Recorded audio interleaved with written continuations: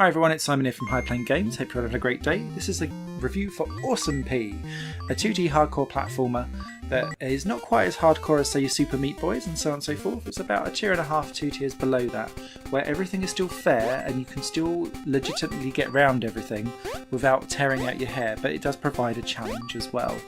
It's a very small team. The only coder on the team, or programmer, has sent this across for me to take a look at, so thank you very much for that. Really appreciate it. For review and constructive feedback. So here it comes. This game, I really like the aesthetic. Let's get that out of the way first. The Gameboy aesthetic works really well on a big screen for the most part.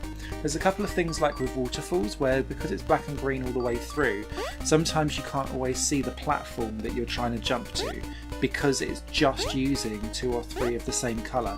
So I found myself jumping to things that weren't there. And I think probably the bigger the screen, the more of a problem that becomes.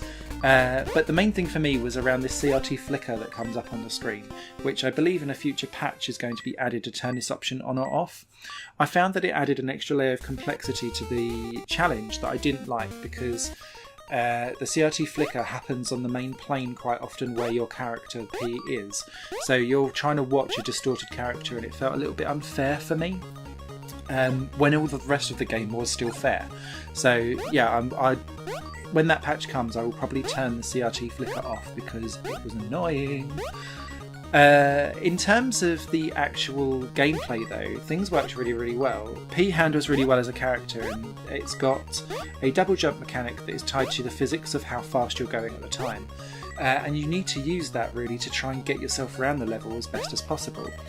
So you may find that you'll have to tap your second jump, mid-jump or early mid-jump or late mid-jump to try and get your way around all of the spinning cogs and so on with spikes on, just so that you can really get into that flow state. And that was the other thing I really liked about Awesome P as well, is that because all of the blocks that twist and turn with the spikes on, they all run to a pattern and a time going back and forth. I find that these types of platformers, you can get into a zen state where if you get into the rhythm of the level, then you can dive and jump and climb and so on to get round stuff into the beat of the level, and Awesome P follows that kind of mechanic really well. Add to that pretty cool chiptune soundtrack. You know me, I'm always down for chiptune. And you have together a quite polished game actually, I found.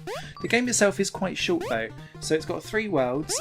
Each level has a slightly different aesthetic to it, so you've got like a train, a tower, a cave, a dungeon-y type thing, and lots of different background aesthetics. There's the woods with the waterfalls on that I was mentioning earlier. And once you've kind of gone around those, you then have like a world 2 and a world 3 of them. There's plenty of collectibles to get as well, although that normally means that you'll kind of go down a tube and then respawn at the beginning of the level again to try and take slightly different routes around stuff to collect everything. But because there's no local leaderboard or anything like that, once you've done it, you've got no kind of social proof for improving or trying something again, so it has quite limited replayability factor for me.